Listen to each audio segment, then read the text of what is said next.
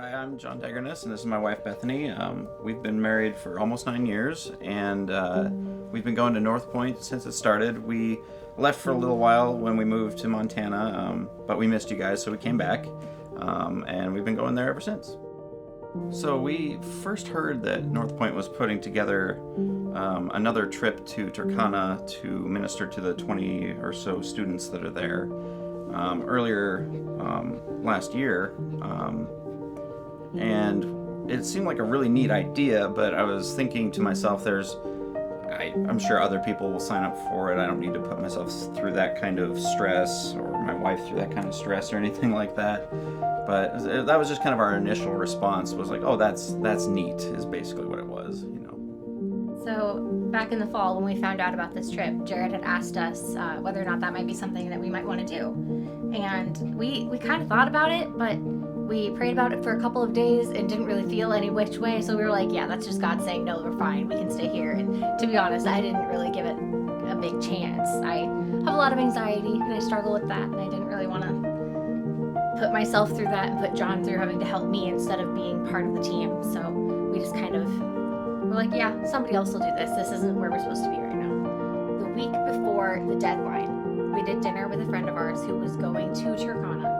And he had mentioned that there were still 2 spots left on the team. The devotional that I was reading that week was teaching me the word Hineni, which is Hebrew for here I am. This is the response from Abraham and Samuel and probably others in the Bible when God called them. He said, hey, where are you? And they said, here I am. And this was not like a, hey, I'm here, what do you want? It was a, here I am, use me, send me, I will go. So that word hit me really hard, and I didn't know it, but God was preparing me to say that, to say, here I am, Hineni, I will go. So then the following Sunday, this was the day of the deadline for the trip. Yeah. 2 hours before the deadline for the trip. Yeah. And we're doing dinner with that same friend and another friend as well. And he brings up Turkana. And he's like, yeah, there's still 2 more spots. I wonder who's God's going to bring in and who's going to fill this. And out of nowhere, I hear myself say, yeah, I want to go to Turkana.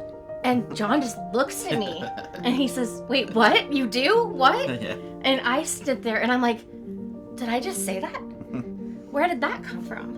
And so we sit there kind of in a weird silence, and they're kind of feeling awkward because Jon and I are clearly not on the same page. And we start talking about it a little more, and there's this definitive, this feeling that I've never felt before. And it was so clearly telling me that this is the path. God wants me to go to Africa this summer. And by the end of the next day, we are signed up and we're going to Turkana. So it was, for me, it was really easy saying yes to this trip because God was in my head and in my ear, and he was saying, yes, this is what you're doing. And he still is. But now I've had time to think about it. Yeah. And so now the anxiety is rushing back. So it's a little bit rough, but I know I'm not alone and I can trust God through this.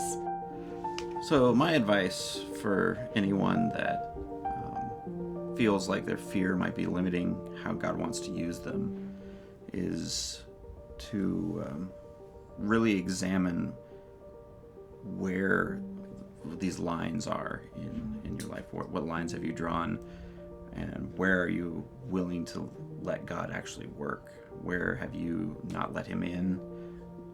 What are the yes God but? Really examine those and think about, is that, are you letting God be Lord of your life at that point? If you have a yes God but, if you have one thing that you're holding on to that you don't want to let him have. Yeah, I would add to that, just in all of that, I think summing it up is, do you trust God?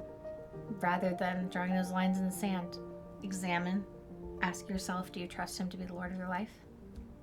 And just go from there.